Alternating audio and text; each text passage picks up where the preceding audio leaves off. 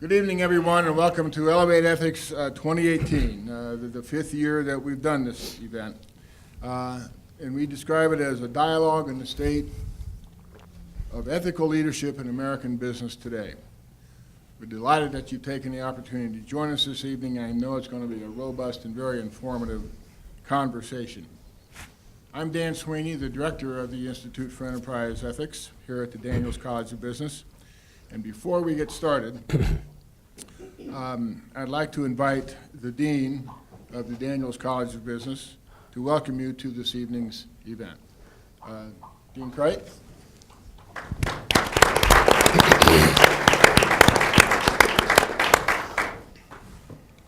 Thanks very much, Dan. Welcome. Good afternoon. We are thrilled to death that you're here. In many ways, this represents the very best of what we do. This is just an extraordinary panel, and I know that Doug will make introductions in a short while. You know, like all things of substance, this event and Dan's really incredible work does not occur in a vacuum. It takes a pretty considerable effort from lots of individuals, and many of you know Ashley, and you probably don't know how much Doug Scrivner contributes. He's got an advisory group. There is what we refer to as a guiding coalition that's been to service. But at the end of the day, there must be someone who is accountable ultimately. And that has been Dan Sweeney for the last several years. And the yeoman-like work ethic, the passion and the commitment that he's displayed really demonstrably across certainly my brief tenure here is just something that has inspired me. And in many ways, this is a culmination of it. And so, in addition to welcoming you and our esteemed panel, I wanted to take this moment as this is the final event of the current academic year to express my really sincere appreciation to Dan for his incredible work. I think he knows this. I want to make sure you know this as well. And so I appreciate the opportunity to be some small part of it. And please just join me in, again, thanking Dan for making sure.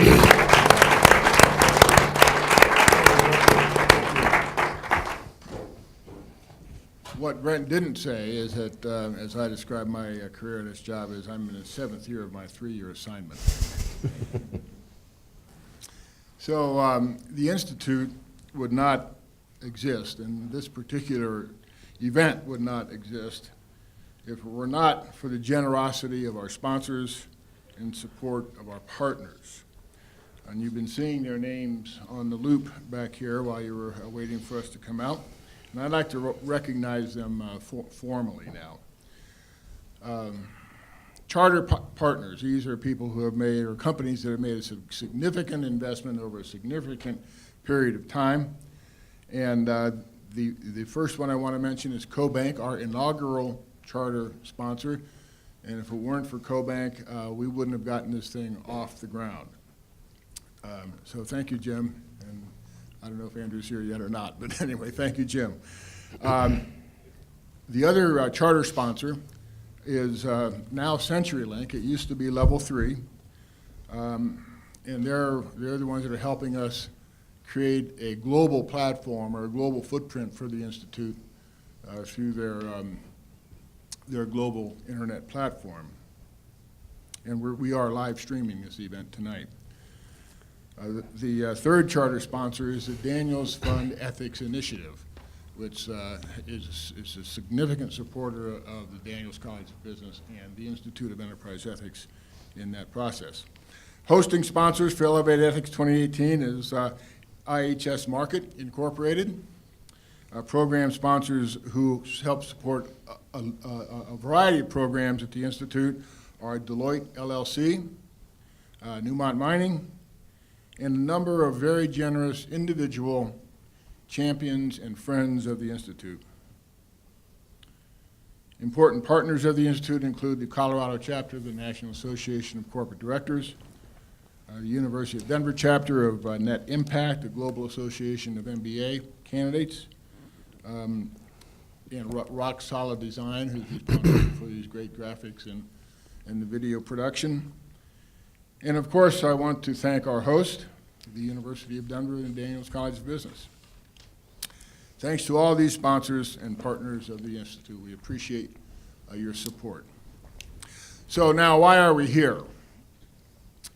Well, we're all familiar with what we read in the paper, see on the TVs, the reportage, the editorial opinion, the commentary on the blogosphere, regularly criticizing the current state of corporate integrity and corporate responsibility in today's corporate leadership.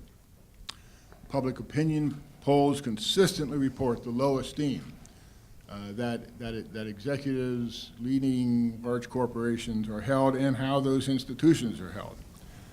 But the public very seldom has the opportunity to hear what the business community actually has to say about these things. So far, it's kind of been a one-way conversation. So one of our goals here with Elevate Ethics is to provide a platform, a forum, a voice for that discussion. We intend this dialogue to achieve three goals. First, to provide a platform for corporate leaders to comment on their view of the state of corporate integrity and responsibility in American business today. What is the view out their window as they look at the economy within which they operate? Secondly, to provide a forum for the exchange of ideas, the dialogue on the effective development of ethical leadership in business organizations. And third, to help to advance the case for high standards of integrity and high standards of responsibility in our business institutions and their leadership. To help us in this dialogue and pursue these goals, we've got three outstanding operating executives here with us on the panel from three leading business organizations. Now, you can help us in this process, too, to develop this dialogue by participating in tonight's discussion.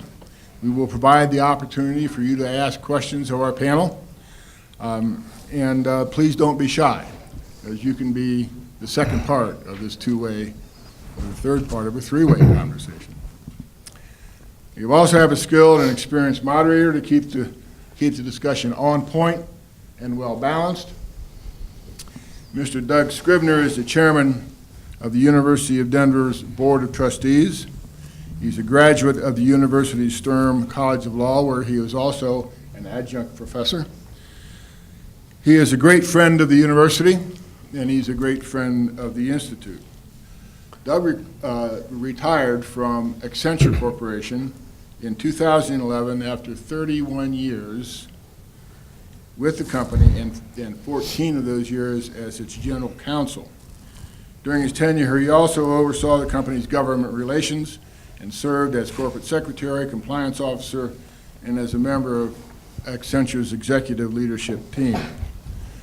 Mr. Scrivner has participated in and held leadership positions in several educational and professional organizations, including serving as chairman of the visiting committee and as national co-chairman of the Second Century Campaign for the University of Denver's Sturm College of Law. He also served as a member of the Board of Visitors for the Sanford Institute of Public Policy and as a member of the Arts and Sciences Campaign Committee for Duke University. Doug received a Bachelor of Arts in Political Science and History from Duke University, a Master's of Science in International Relations from the London School of Economics, and a Juris Doctor degree from the University of Denver Sturm College of Law. So with that, please welcome this evening's panel moderator, Mr. Doug Scrivner.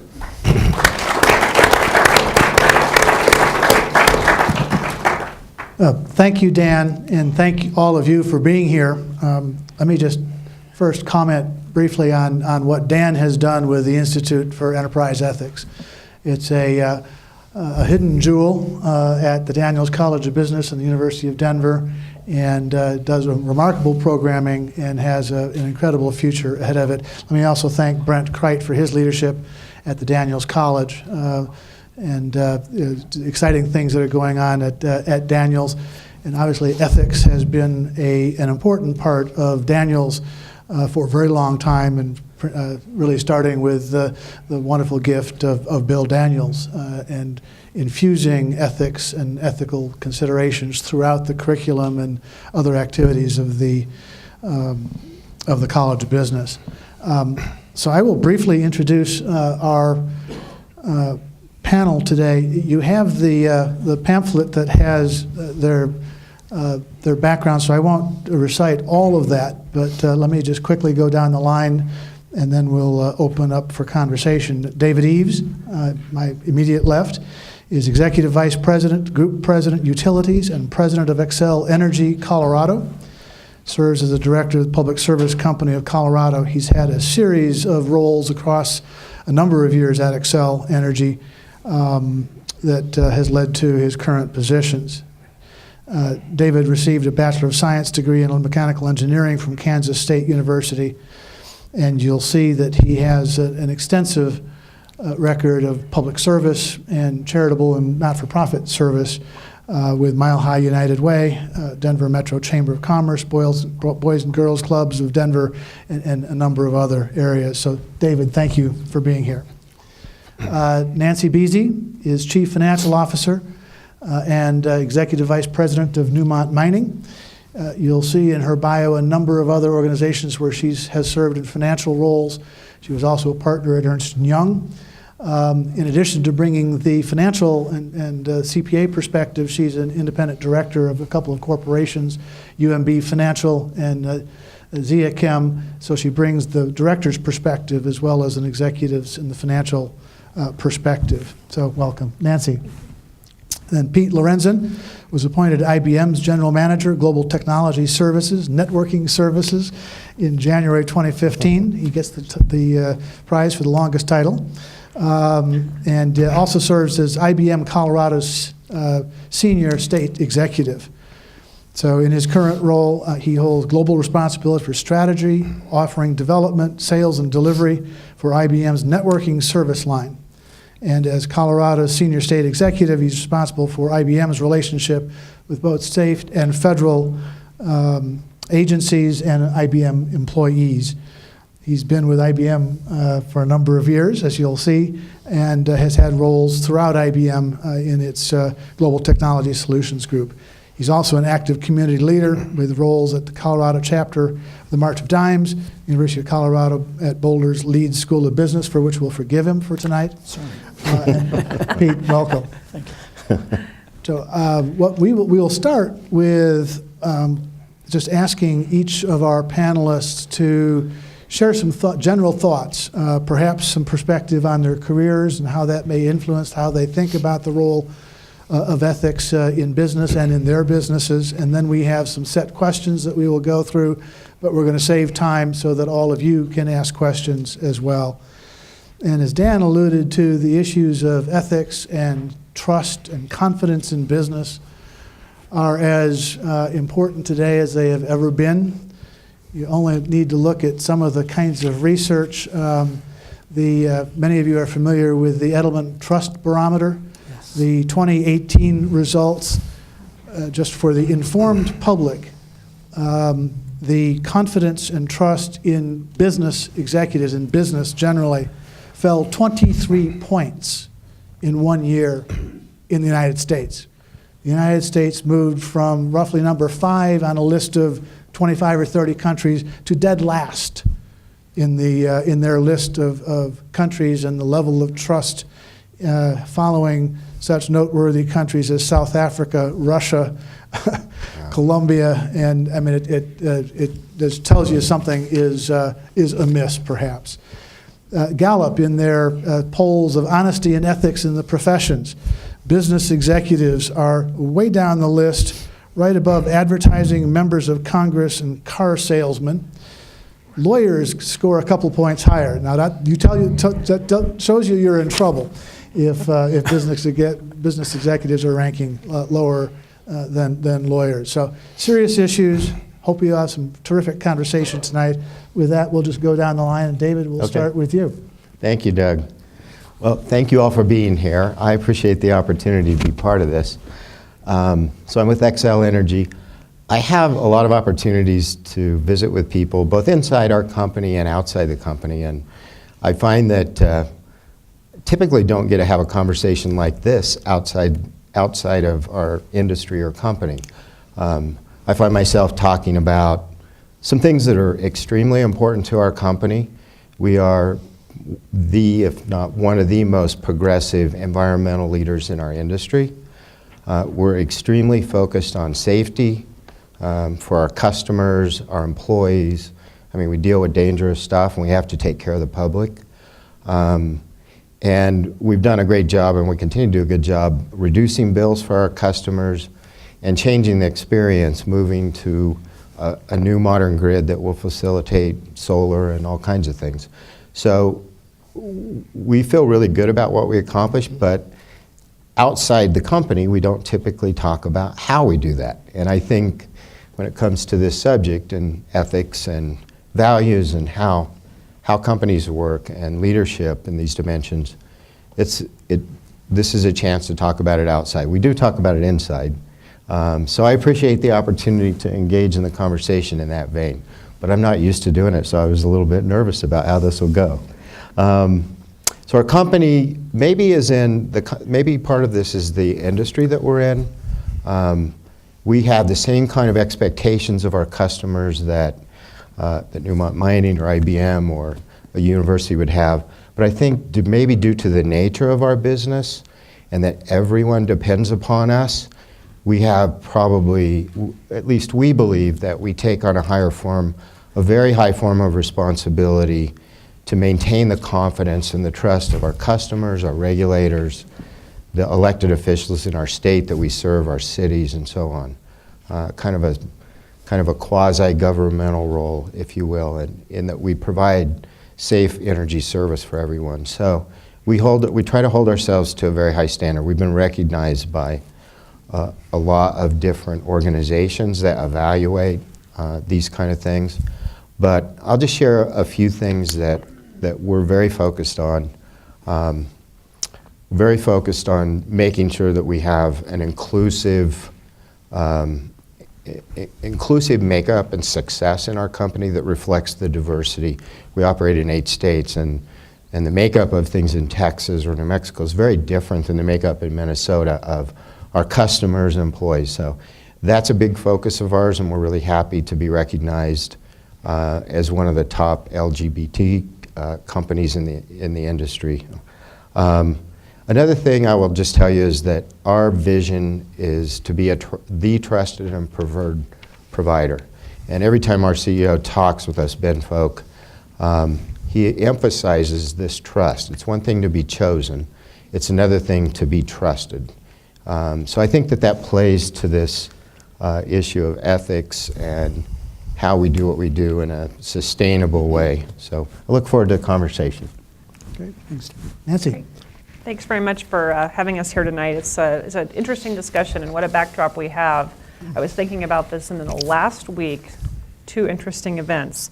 Congressional hearings on Facebook's privacy policies, Starbucks store closure to handle anti-bias training. They're shutting everything down. These are 2 really important parts in our lives, and I think both of them are going to be somewhat historic in nature. And so what I'm seeing is that the public is really demanding higher ethical standards from their companies and certainly from their leadership. And I feel like forums like this and getting us outside of our walls and talking with other constituencies is incredibly important. We feel like inside our organization, these conversations have to happen. We operate in many countries all over the world where cultural norms, such as we operate in Ghana and Australia, Suriname, Peru, as well as in the United States. And there's so many differences of opinion about what ethics means in some of those different jurisdictions and how people carry out their duties.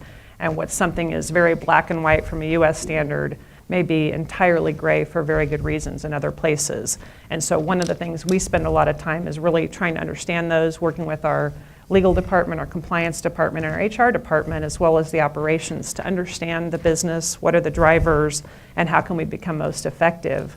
We also find that there's a lot of engagements with different types of parties, from investors who, Newmont's investors are largely in the UK and in Europe.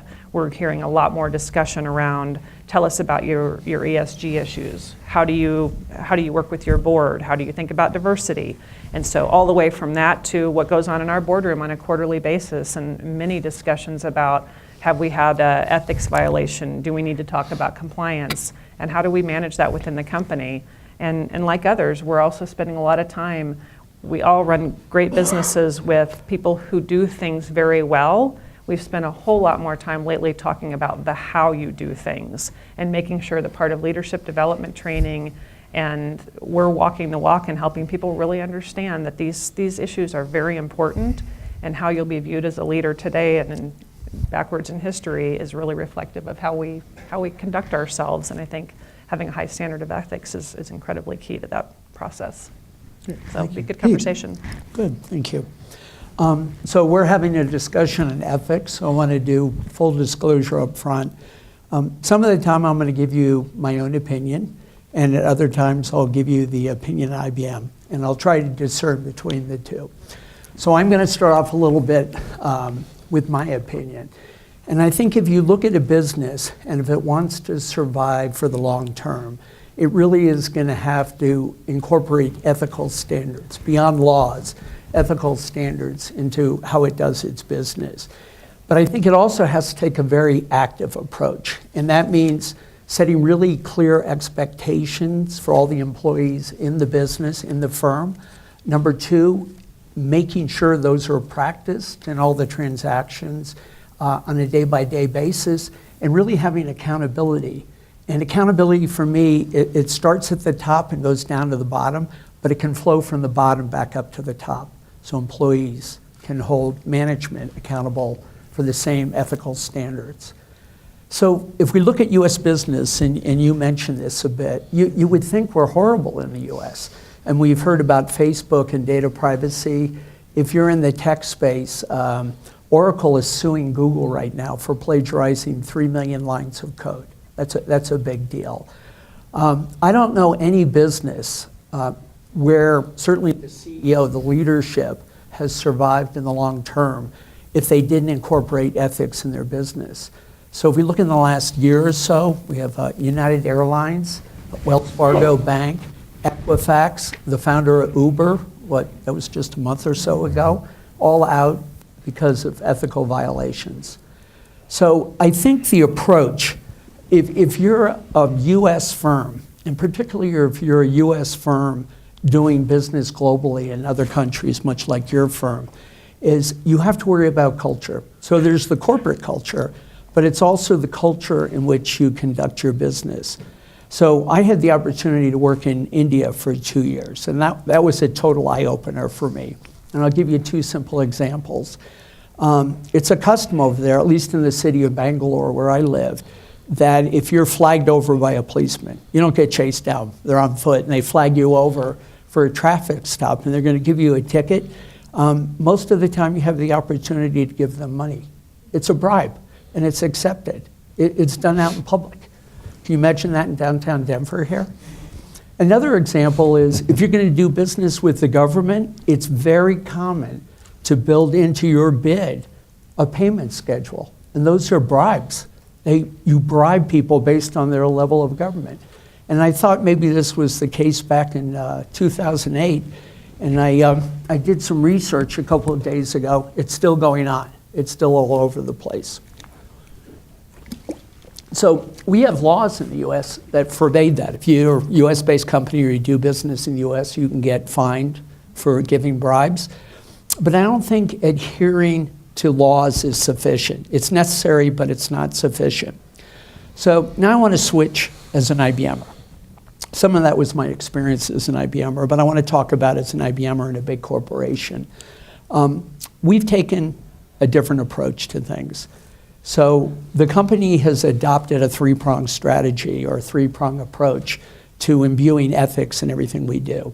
And it comes down to very clearly setting expectations for the employees, then reinforcing practices that in turn reinforce the adherence to ethics, and number 3, accountability.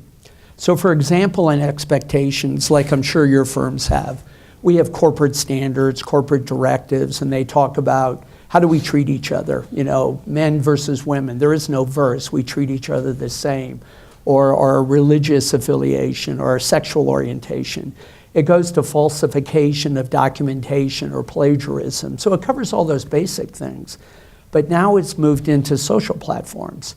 So for example, if I want to go out and participate in a public blog or write something on Facebook, I have to do so as an individual. And if I'm going to do so as a member of the corporation, I have to clearly state that's what I'm doing, and I have to follow and represent the corporation. I also have to get permission to do so. Recently, it's extending into artificial intelligence, and that'd be a fun topic to talk about. So we hear about AI, and what can AI do? We're making great strides in using AI in cancer treatment. But our chairman, Ginny Rometty, who's a woman, and that's an important point for our discussion later, recently came out with a set of statements around artificial intelligence and the importance in being transparent, that when somebody is dealing with an AI program, that they're actually dealing with a program, they know it's not a human being there. Where does the data come from? How is it making decisions? So this is an area 3 years ago none of us would have thought has an ethical component, at least very few of us in business. In terms of, how do we apply these practices? We train every employee. We have over 380,000 employees in the corporation, and every year, every single employee has to go through business conduct certification. And we offer it in 28 languages to make sure everybody understands their obligation. And everyone's obligation is to report when they see ethical violations, and it's every manager's obligation, my obligation, to act on it in a timely manner. And then there's the accountability. The accountability is at the highest level. So over my 35 years, it's not something you brag about, but I've had to let employees go because of the way they treated other employees or the way they treated customers, all ethical violations. We had a senior vice president that was forced out of the company for sharing proprietary information. So it goes up and down the food chain. So as we talk through this today, I think if we really want a sustained ethical business environment, it's really around setting clear expectations, managing those on a daily basis, really proactively, and then holding people accountable and letting all that transform as our culture, our society transforms over time. So, thank you. Great, thank you, Pete.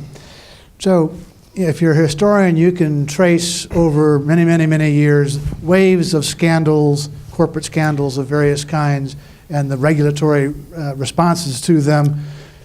Just looking back in relatively recent history, in the early 2000s, we obviously had a period of accounting scandals and governance scandals involving the likes of Enron, WorldCom, HealthSouth, Adelphia, and others. So we had Sarbanes-Oxley that was going to fix all of that. We had Section 404 internal controls. We had the PCAOB for the audit profession. We had independence of directors, all kinds of other governance standards, codes of requirements, codes of ethics, and everything else.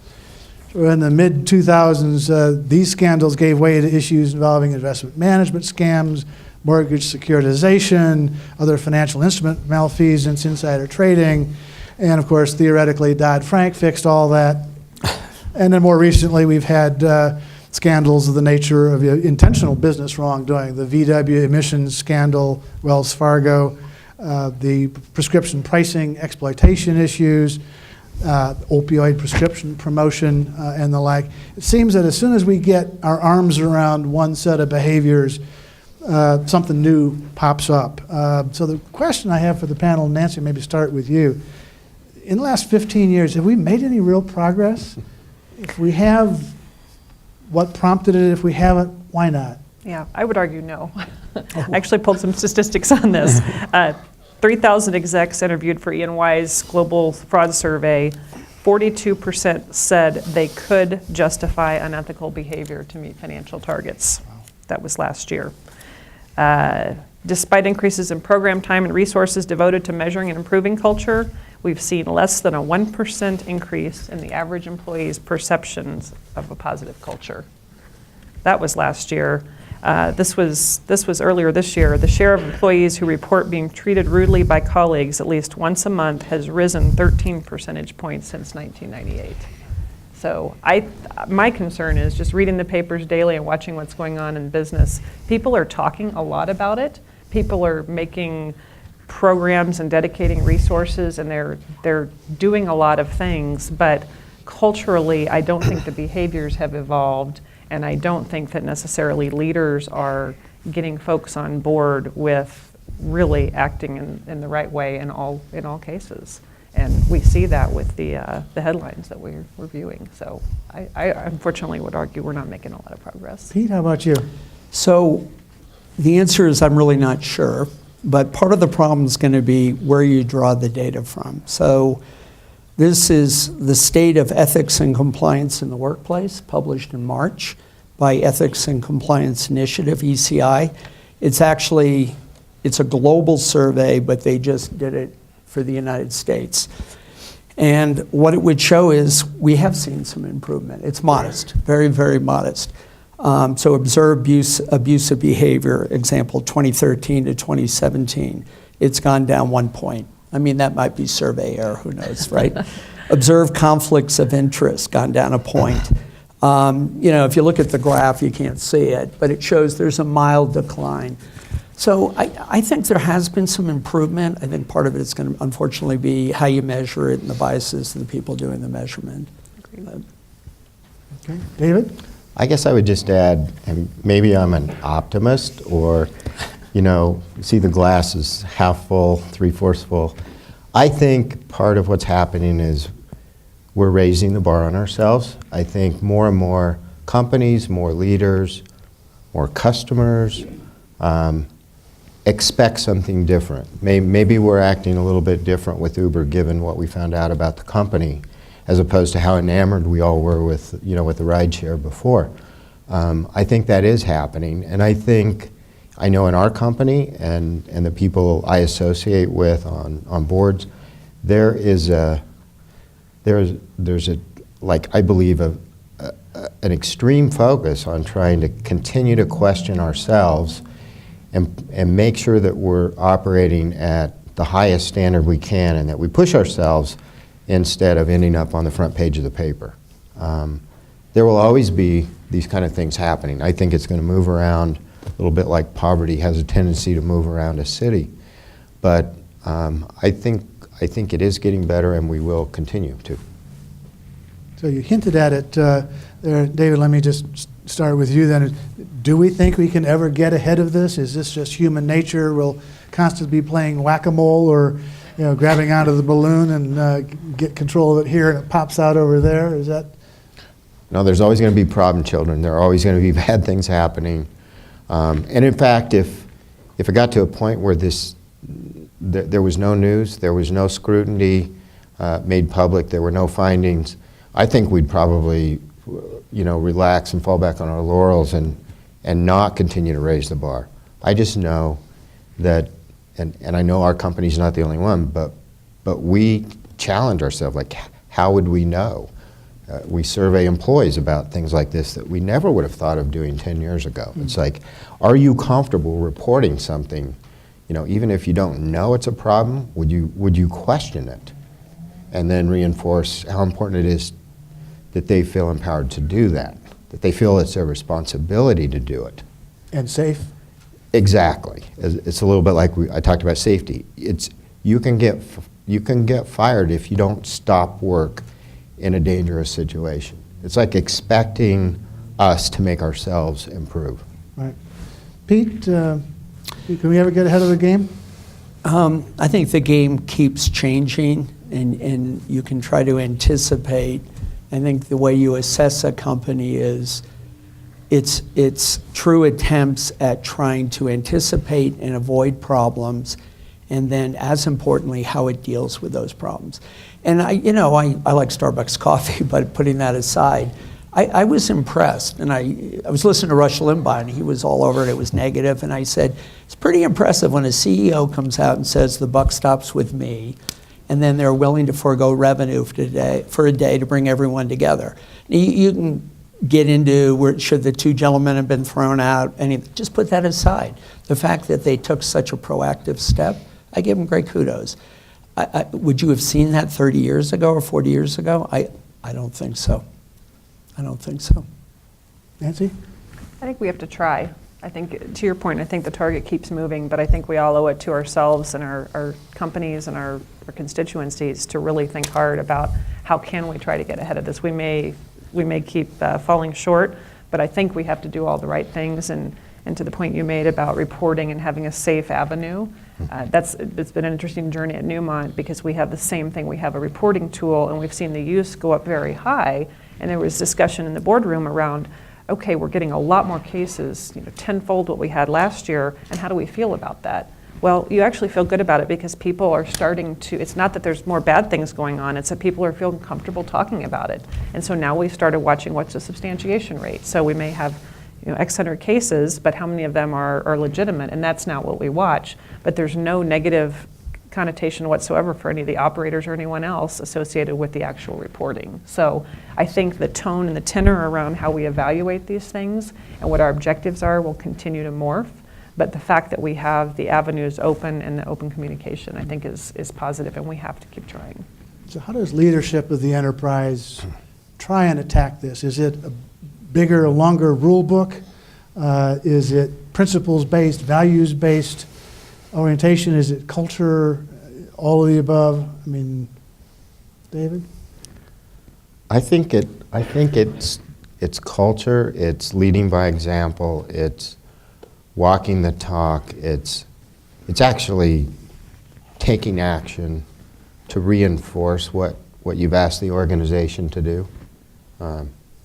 Maybe in a tough situation where you lose a really valued employee or a major piece of business or something like that. Right. But we all know that we face situations where you have to make these kind of choices, right? We all do.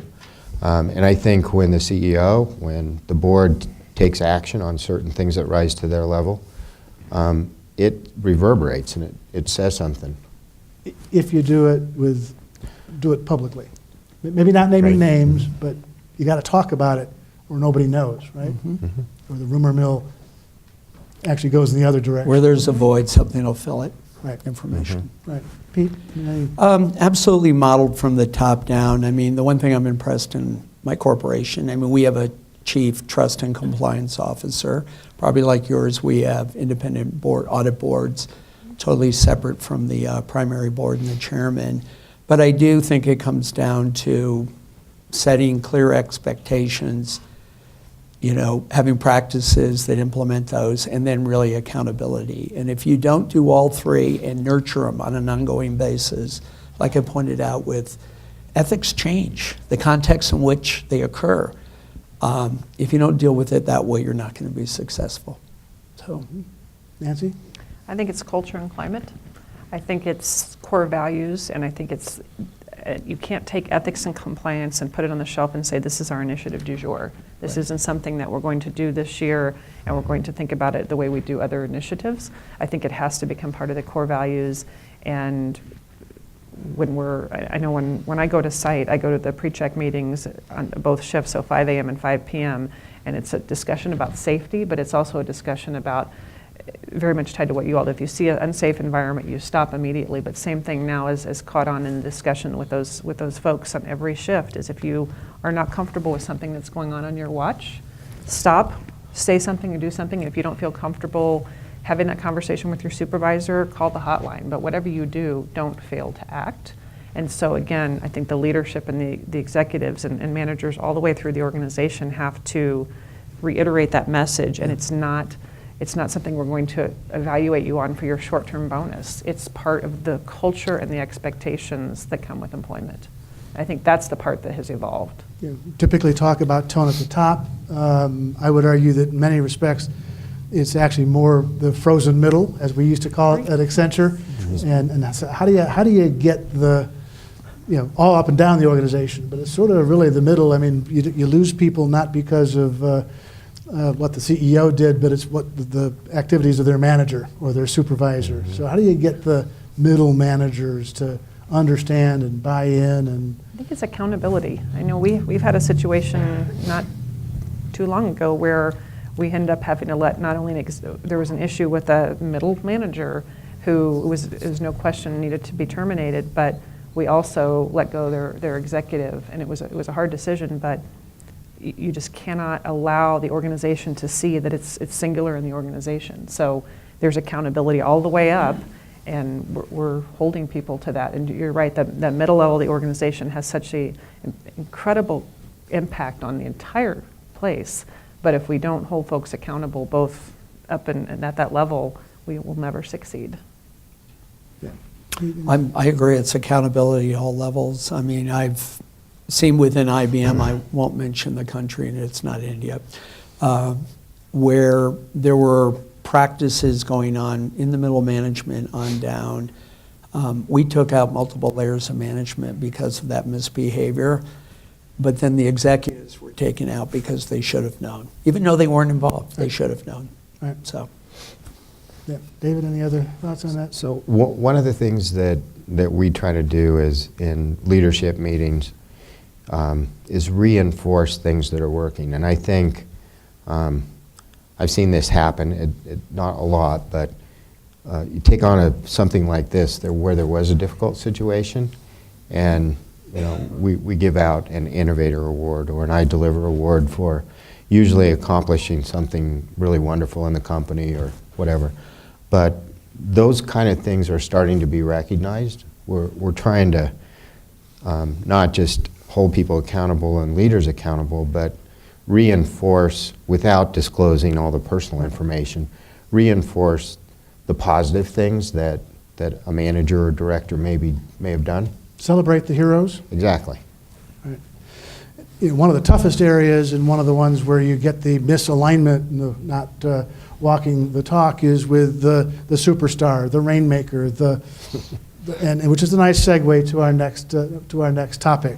So one of the big news stories and business stories of this year, especially but not exclusively by any stretch, in the entertainment business has been gender harassment, sexual assault, and related issues in the workplace. And much of this behavior, I think, has been properly identified as being a product of disparities of power, promotion and compensation between the genders, and prevalence of male-dominated cultures in organizations. So, and that's clearly where you see the Harvey Weinsteins and go down the line, the folks who are too important, but ultimately now being held responsible. So, but why is it so hard to change a pervasive institutional gender bias in an organization? Is it a matter of more laws, just more staff in HR? I mean, we already got lots of laws, but why is it so hard? What do we need to do more? Maybe David, we'll start with you. How do you think about making real progress on those issues of gender equity? Yeah, this one is hard. And I think back over my career and watched, the handful of female employees in a power plant probably get subjected to, 20, 30 years ago, treatment that nobody would think about that occurring today. But to the point of your question, so I mean, we've come a long way. But I don't know that there is an easy answer to this. I may sound like a broken record, but I come back to the fear of public retribution that now exists. I mean, probably like never ever before. The recognition that even if it happened 10, 15 years ago, you're going to get called out on this, and you're going to have to be accountable for it. I think it's that there's a very different standard out there and a different expectation. We'll probably have a lot more of these things reported over the next 10 or 15 years, but I think in terms of the way people, probably not everyone, but I think more people question their own behavior, and as a result of, it's really good that we're having to read about all these terrible things. Nancy? Yeah, I probably come at this from a unique perspective. I've spent 20 years between the mining and the energy business, which is not heavily populated by females, and prior to that was a partner with a public accounting firm. Can't even tell you about the partners meetings, but so I have a unique perspective on this, but I also think that there's a lot of opportunities out there, and what I get frustrated with is when I don't see people tracking it the right way. For example, quotas, in my opinion, are not the way to go. That doesn't solve the issue. I think you're far better off removing that forced balance and really thinking about what is the candidate pool? How do we open ourselves up to broader objectives? And how do we create less bias in our hiring so that we actually are finding the best candidates for the job, regardless of any bias? And so one of the things Newmont's actually working on right now is we're doing blind resumes. So you get information about someone, but you don't know their name, you don't know their gender, you just know that they're a candidate with these qualifications, and we'll see how that goes. So I get excited about that, and I also get excited when I'm surprised. The mining business, like I said, is not super female friendly, but first time I went to site in Australia, one of our mines there, 50% of the haul truck drivers are females. And I got on a truck and spent a day with a woman who's a grandma and loves her schedule because she gets to take care of her grandkids, and it's very predictable, and she leaves her job at the office. She drives this enormous multi-ton truck, and she loves what she does. And it was so surprising to me, and I spent the whole flight back wondering, why was that surprising? But I think there's definitely ways around it, and it's not forcing it, and I don't think regulation or more HR is necessarily going to help it. I think it's a different way to think and being creative about how we solve the problem. Pete? So we've kind of been coming at this from different directions, sort of women in the workplace in general and equality there, and then pay equality, or which is the question really about in your mind? Either one? Either one. Okay. Because we chatted about the pay quality, and I certainly as an individual don't know the answer. I agree wholeheartedly with what you said, that you really have to go out of your way to attract a diverse workforce.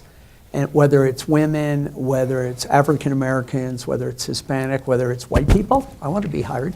Whether it's, and I mean that seriously, you've got to go out there and really be aggressive in your recruiting to get a diverse workforce, because you want the diversity of thought in your workforce.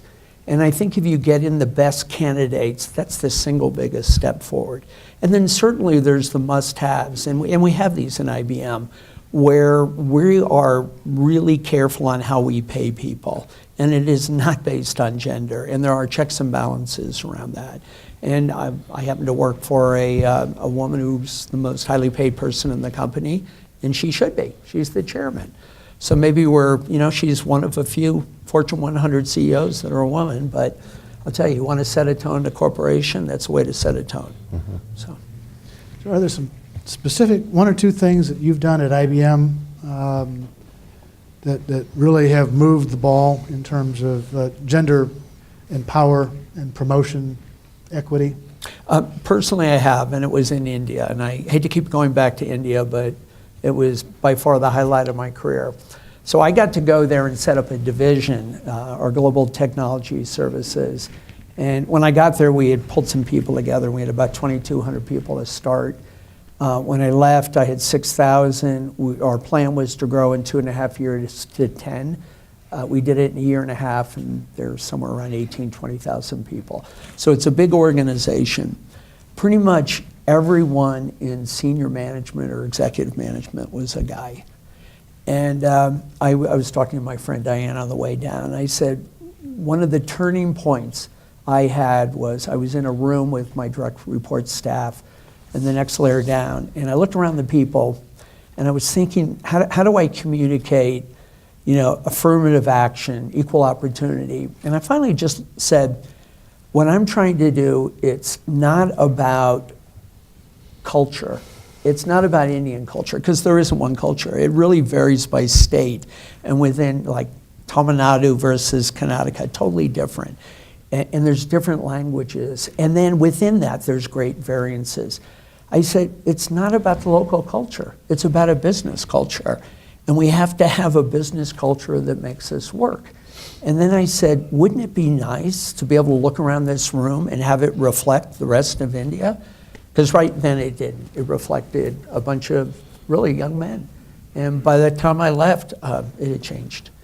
And it was really starting to change mindsets, and it's stayed that way. And the people that have come after me, and it's now run by folks that are actually native to India, they've carried a lot of that on, and I'm still in touch with them. So that's the single biggest. Okay. Nancy?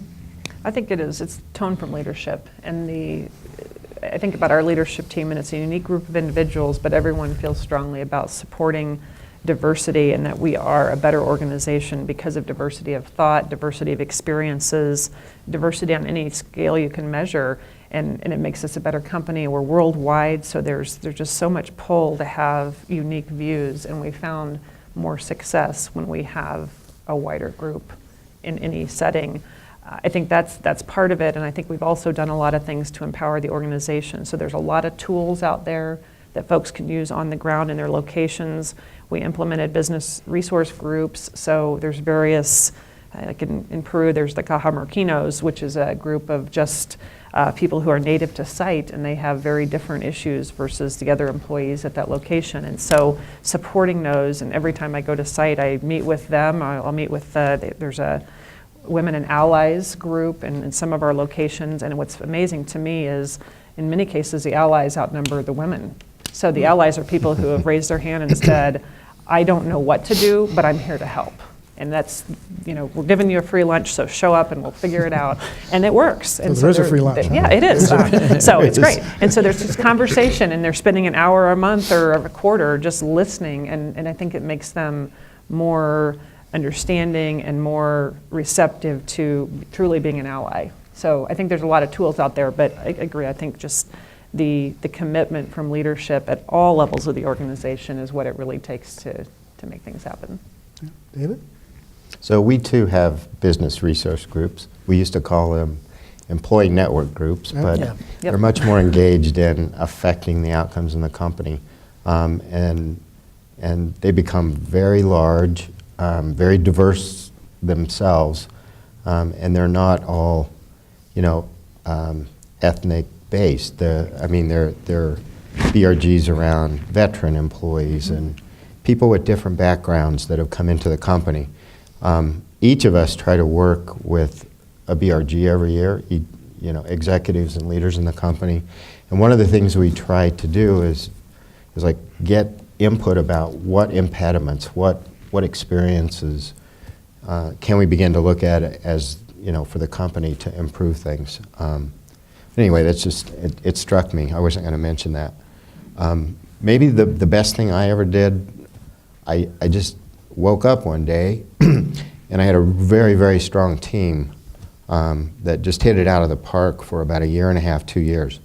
And somebody pointed out to me, I was the only white male on the team, and it was like, it wasn't all orchestrated or planned, but they've moved to, one of the women is now the president of Xcel for Colorado, just as of this week. But they've gone on to do really amazing things in the company, and I think, I don't know, it made a big difference in our company in terms of setting a good example about what can happen. And I think it was the diversity of backgrounds there that really created the kind of result that we were able to accomplish. When you can't force it. I think that's the other Yeah, thing is very when you let it develop organically and people self-select to work together, I think that's when the magic Yeah. happens. It becomes sustainable. Yeah, very much so. There's So I many shouldn't take any dimensions. credit? No, take all the No, credit. you get a lot. You're the leader. You said it. Well, you were the token white male. So. That too. Yeah, there are so many dimensions to this issue we obviously can't do justice to, but certainly in many businesses like accounting and consulting, more than half the hires today are females, and the Accounting, big certainly. issue actually is retention. They don't And stay. trying to figure out what the best practices are to be able to keep those strong performing women from, law firms have the same issue, and whether it's travel or the other demands, other issues in the structure of the business, there's a lot of work being done and a lot of best practices. I would encourage the audience, on March 1st, the Institute actually co-sponsored a half-day seminar on the topic of gender equity with the Colorado Women's College and the Women's Leadership Foundation of Denver. It's very well attended. It was a terrific program on the Institute for Enterprise Ethics website, you'll find a link. You can see a video of some terrific conversation on those topics. We're going to move on to one more topic, perhaps, and that's around sort of entrepreneurship and ethics. So the mantra of the high-tech startup community has been Facebook was move fast and break things. Uber had core values and qualities they sought in employees of toe-stepping, principled confrontation, fierceness, super pumpedness. Zenefits used to talk about ready, fire, aim. So business disruption is sort of the mantra. All of that sort of has a philosophy that seems to encourage ignoring rules, breaking standards of business conduct, disregard for patterns of behavior and responsibility.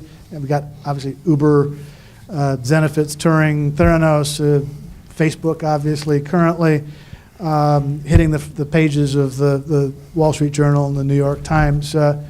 It's just inherent in a startup culture. Is it acceptable? How do we think about trying to equip, without inhibiting the innovation? How do we think about helping entrepreneurs think about culture in a more nuanced way, perhaps? I don't know, Pete, if IBM obviously deals in that space a lot. So I don't consider Uber a startup. They've been around 9+ years. They're a how many billion-dollar company now. So I think they passed the startup phase. First and foremost, I don't think there ought to be different rules. They need, whether you're a startup, and I don't care if you're high tech, you're in a clothing company, you're an advertising firm, I think you all need to deal with the same regulations that all businesses deal with, because they're there for a reason. I think the same principles that apply about nurturing ethics and imbuing them in your company, if you want to survive, you've got to do it. I do think a lot of startups, and I've dealt with quite a few, particularly Palo Alto, Menlo Park area, Sunnyvale, California. They're in a tough spot because a lot of them have put their own money in, or they're in different phases of funding with VC programs, and they've got to produce quickly. But if you want to be around a week from Tuesday, you've got to do it in an ethical manner. So how you teach people to do that, that's a different topic. Should they be held to the same standards? Absolutely. Yeah.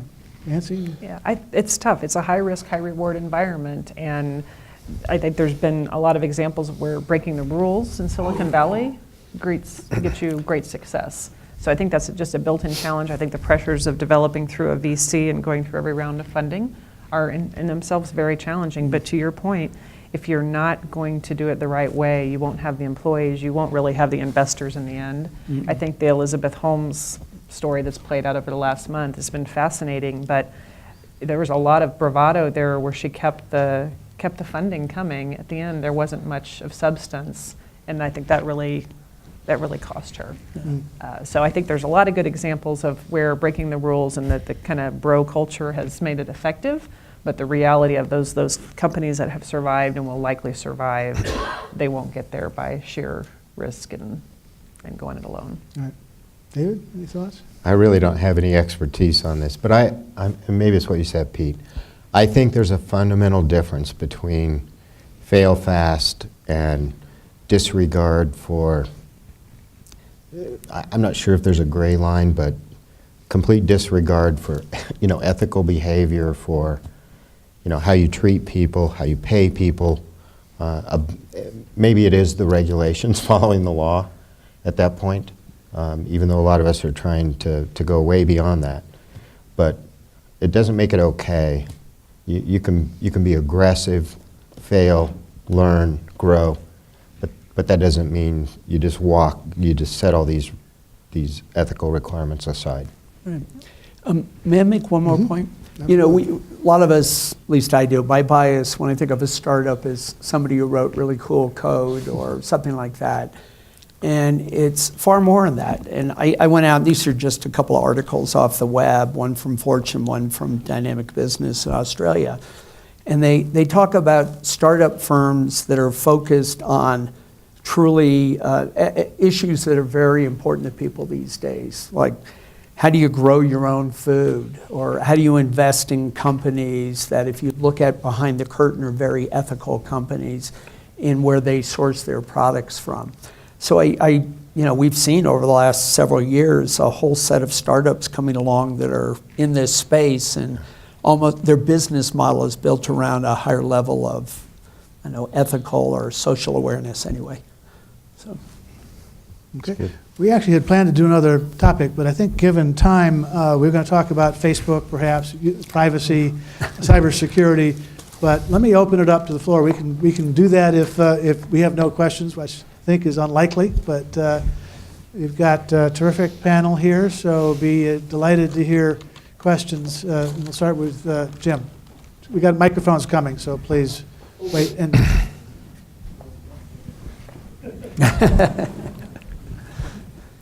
So you've all talked about a fairly positive approach to ethics and executive behavior, which I appreciate, and I appreciate the sort of the positive kind of a notion that have come out, particularly of 3 very mature companies. Where does it come from? What is the nucleus that drives the behavior that 3 executives that we're talking to today? Where does it start? Where does it continue to grow from?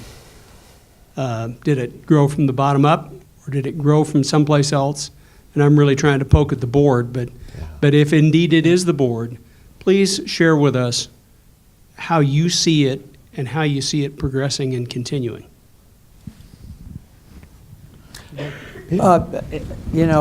IBM, what are we, 104, 106-year-old now? I should know that, sorry.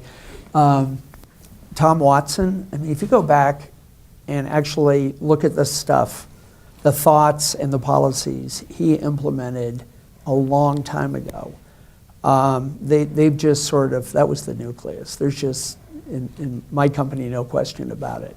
And the people he brought in and surrounded himself with. Maybe that's very unique, but it really did start with the founder. And then the culture has just grown. And the culture is a lot different now than when I first got hired. But it started with the founder. Yeah, my perspective is actually, I think it's a lot driven by a bunch of different constituencies. So Newmont's 99 years old, but it's a company that there's a lot of input from shareholders. There's also a lot of input from the communities where we operate. So we have everything to do with social license, and we can't do something in a country if we don't have the support of the community. So I believe the whole concept of doing the right thing, regardless of whether it's truly popular with the shareholders, but if it's right for the communities where we operate, that means an awful lot. So I think there's a lot of drivers for that. Our board is certainly a driver, and I know I haven't been at Newmont all of that long. I'm in my 2nd year there, but when I interviewed for the job, it made a whole lot of difference to me as to the tone of the executive team and some of the others that I worked with. And were they people who shared the values, and I didn't want to be swimming upstream. I'd come from a more entrepreneurial company where we were leaders of that thought because we were more the founders and we wanted it to be a certain way. But I would say at Newmont, it's very much the culture, and it's been handed down as we've had to work successfully in different jurisdictions. David, any thoughts on that? So I would just add maybe 2 other sources of energy for this. One, and probably given the No business pun you're in, intended. that seems No. appropriate. no pun intended. But I think probably all companies, either within their own company, in recent history, last 10, 12, 20 years, experienced something that really had to be dealt with, that the board had to deal with. In our case, I don't think there's anything in that time frame, but there's a recognition about the potential for the dramatic impact to shareholder value, to our reputation with our customers, with our regulators. And so a lot of people leading the company or helping manage the company have experienced that, and they know it. And I don't think anybody wants to repeat that.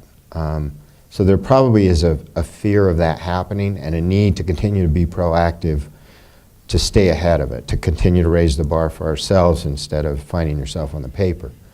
And probably the other thing I would say would be, maybe more so than a lot of other companies, we're a bit more of a creature of public policy.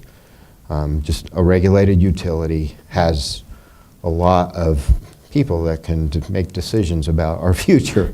And if we're not a good contributor in the community and a solid corporate citizen in all these ways and more, there will be a price to pay.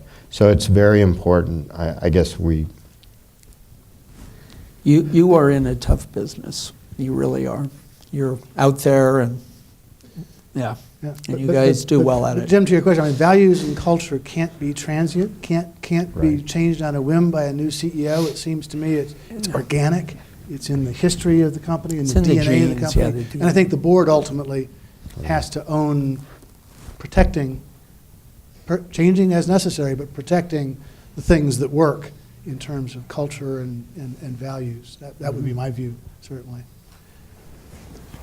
Got the blonde lady over here. Oops, right here.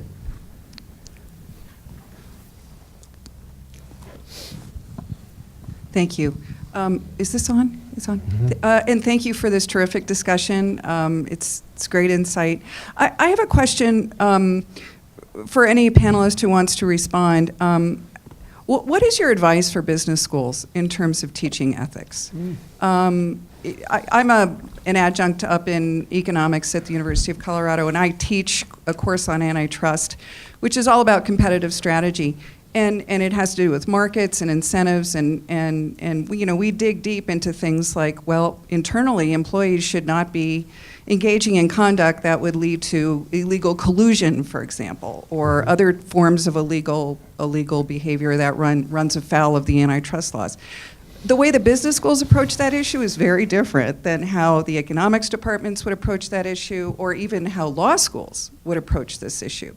So, we're in the thick of a really important transformative era in ethics, and we have the great expertise here of three executives. What is your advice for business schools and law schools for how to get ethics embedded in the curriculum? So I know you don't want me to say the name, the lead school of business, we have Caesar. Okay. And so the curriculum at the lead school, part of the business core is ethics in business, and it starts freshman year and it goes throughout the 4-year curriculum. So they've acknowledged, and I agree with this, that students coming out, if they don't understand social responsibility, ethics in business, they're not going to contribute the way they need to contribute. So. I would just, for the gluttons for punishment, there's a recent book called Seeking Adam Smith by a retired emeritus professor at the University of Texas Business School, which raises some fascinating questions along this line. And his primary thesis is sort of the informal curriculum in business schools in particular, sort of downplays, if not ignores, ethical considerations, and has created a couple of generations of business people who just don't even recognize that there are ethical issues to confront. So it encourage you, for those who are interested, to find that book and read it. But there's a lot that can be done in the curriculum. I could talk about the law school, but I won't.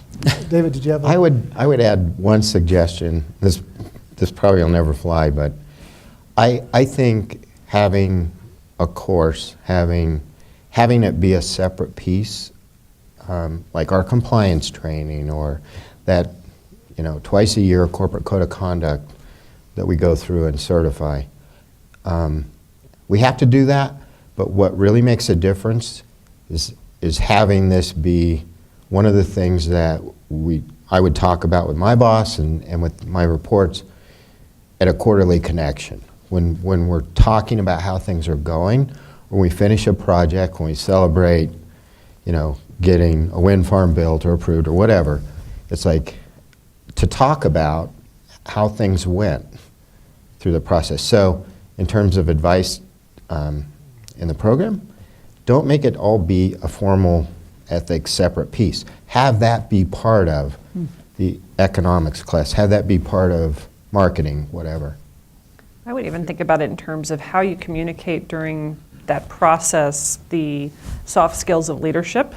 To me, it's very entwined, and when you think about all the things you need to know to move up through an organization and be successful in your career, it's not a separate topic in my mind. It's intertwined in how you learn to manage people. That's a skill that people don't often learn until much later in their career, but this is something you can start teasing out and helping people understand. It's a core competency in today's world. You know, you need to know how to run an Excel spreadsheet. You also need to know the difference between right and wrong, how to recognize that, and what to do about it when that line is very, very gray, as it is in many instances. Okay, we got right here, and then Just an answer from someone not on the panel, but you just made me think about something. But I think the soft skills are really important. And one of the things that we do at my company is around training employees how to deal with issues, right? But it's around techniques for how to put the issue on the table, how to articulate it in a way that you'll be heard, and you know what to do if you're not heard, and to do it in a way that it's received and creates a dialogue. So the reason that's important, I think, is because tone at the top is important, but lots of ethical issues come up every day at the working level. And while you want employees to come and report if there's something wrong or seek guidance, you also want them to be confident enough to work with each other or to challenge their supervisor or to, you know, to work to find a solution that's an ethical solution. okay, thank you. Great point. You got up in the top, Andy. Get your exercise. Hello, can you hear me? Yes. Cecilia Ortega Lagos. I'm actually part of the executive MBA program here at DU. Find this conversation very interesting. We actually went through an extensive leadership course that dealt with ethics. Had an amazing teacher who taught us through that. And throughout the course of our time in the Executive MBA program, we have discussed ethics throughout our whole time. And as I'm listening to this, I see the importance, of course, of the ethics conversation. But my question is around the global experience. Nancy, we've actually had someone from Newmont come and speak to our class. As we are approaching our international trip, and I happen to work for an international company myself, we're finding that the ethics conversation is completely at a different level with the competition that we're finding internationally. I think a lot of the conversation that's taken place thus far is national here within our own boundaries, where we as very educated folks here amongst this room have certain ethics that we understand not only on the business side but also the personal side. What we're finding globally is that this game is not the game that's being played by many others in the global areas within business. And so I'd like to see how is it that you all are focusing on that? We're looking at the U.S. no longer being the leader in 5 to 10 years in global markets. We all know that China is doing quite a bit. They've entered into several different markets, and through our studies and through just seeing what I'm seeing in my company, the game has changed. So I would like to know from you guys what it is you are doing as executives in combating that, and how you would teach younger folks that are leading towards those executive positions on how to be able to play in that field when we're taught that really you should follow the ways that we know are the right ways to do things. Yeah, the answer is actually really simple. It doesn't matter. If you think about the countries, and there's some of these very much where we operate, but you take country A, and one of our biggest goals is to hire as many locals as we can. So these are people from the local culture, and they're used to doing business in their own way. And we're competing with companies who are also local. And you sit there and you say, okay, we're going to do things according to our standards in this way, and the local management will look at you and say, but we can't be competitive, or that's not how things are done here, or don't you understand, we need to bribe to get things done. Right. And that's where it's so important that the people in the field, in management, understand it doesn't matter. We are a US-based company, and we have a code of conduct that we expect everyone to follow, and it just doesn't matter. So yes, maybe that makes you less competitive, but we also think at the end of the day that it's how you do things that really matters. And I would say in all the countries where we operate, Newmont is very well regarded, and they have ended up over time, no pun intended, becoming the gold standard, because it's true. You know, it sort of evolves, right? Because I look at our country, and there's so many different ways you could go with this topic, but America used to be very highly regarded in so many ways, but I think an American company, even operating in a lot of different jurisdictions, can still be highly regarded, and it's the way people want business to be done. And if you think about it, it just, again, it goes to all the constituencies, all the communities where we operate, even helping set standards for the governments that may be, you know, more of a banana republic and they haven't had to have their own standards. They're now developing because they see the way we do things. So it does make you less competitive in some ways, but you have to take a very long view, which we do as a minerals company, and you really step back and say, what's the right answer here? And it's no different. Yeah. Pete, as a global company, IBM certainly. I think you said it perfectly. You just don't compromise on Absolutely. certain things. Yep. And there's legal ramifications and there's long-term business reasons that you do that. You don't. So I will tell you from experience, there's a lot of customers where we've bid work and we've lost on price. And then a year and a half later, they're back saying, we're going to rethink this because it's really not working out over here. Absolutely. So there's a lot to be said for value, a lot to be said for value. And that often trumps, you know, a few dollars here and there. Time for one more quick question.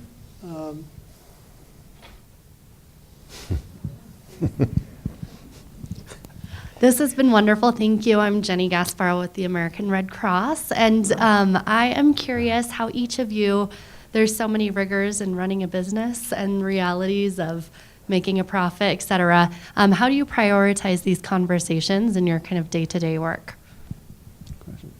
David, you want to? I don't know that I give it a lot of thought. But I think some of my previous comments, we find ourselves talking about how we do things all the time.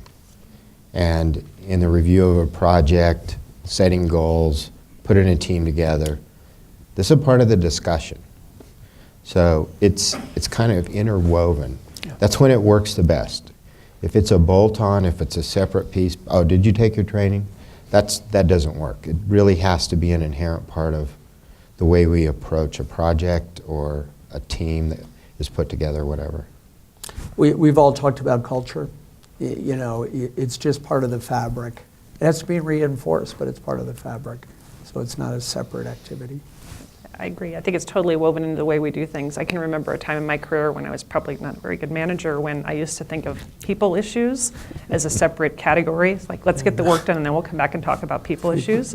And I learned very quickly that that's not how it works. If you want to be a successful leader, it's all one and the same. And I think the exact same thing applies. This is just a different thing we all do, but if it's not completely seamless with the rest of the actions that you take and the way you truly think about your business and your team, I don't think you can be successful. to?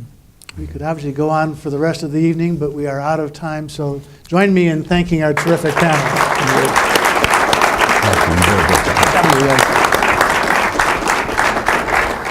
And we'll let Dan get back up here. So I have to say, and I mean this with all sincerity, this is probably the best discussion we've had on this stage over the past 5 years. Well, partly because it was personal, it was frank and open, and I really appreciate it. It was a wonderful, wonderful conversation. So, David, thank you very much for being so frank with us, and Nancy, great experiences you had, you shared with us. Thank you very much. And Pete, I don't know, some of you know that I spent the last 5 years of my W-2 career with IBM as well, and I hope you agreed with what I said. I reinforce everything you say. In fact, I'm going to give you all a little hint. When Pete talked about sort of the culture of IBM coming out of the Thomas Watson, who founded the company, 1904, something like that. There's a great book called Father and Son, and it's a story about IBM as it was built and run by Thomas Watson Sr., and then turned over to his son, Thomas Watson Jr., and how that culture and those values just stayed. They got stuck in IBM. And Doug, thank you very much for the insightful questions and keeping things on target. And on time, I might add. So let's give Doug and Dave and Nancy and Pete another round of applause and thank them. And thank you all in the audience here tonight on campus, as well as everybody that's watching on the live stream, wherever you might be. We appreciate your participation in this dialogue and in your investment in promoting ethical leadership in our American business institutions. And I ask you to keep the dialogue going. There's lots of ways to do that, one of which is to visit the Institute's website once in a while and see what people are talking about, what's going on, add your own spin to what's being said there. And the website is in these programs. You'll see it there, but it's really an easy website. It's www.enterpriseethics.org. Simple. The video of these proceedings will be posted on the Institute's website as well. And again, you can find that address in your program. One more item. As many of you know, the Institute for Enterprise Ethics is a fully self-funded organization. Inspired of Dean Kreit's extraordinary, abundant personal support of what we do, we don't get any money from the college nor from the university. We get other kinds of support, like we don't have to pay rent here. So. But anyway, if you'd like to join our outstanding list of sponsors, we would love to have you. It's an open door for you. Again, our website is the place to go, and there's an easy link to become a sponsor. Now, so we're just about done here. We've got a reception scheduled in the Commons of the Daniels College of Business over here. So walk out the front door and you'll see a great big brick building on your kind of left by left. It's right over there. You can't miss it. So there'll be appetizers, there'll be refreshments, and a lot more dialogue, I hope. So just follow the signs and follow Ashley. Where's Ashley? She's got to somebody's got to lead this parade over there. And I'll see you over there later on. So thank you all again, and thank you again.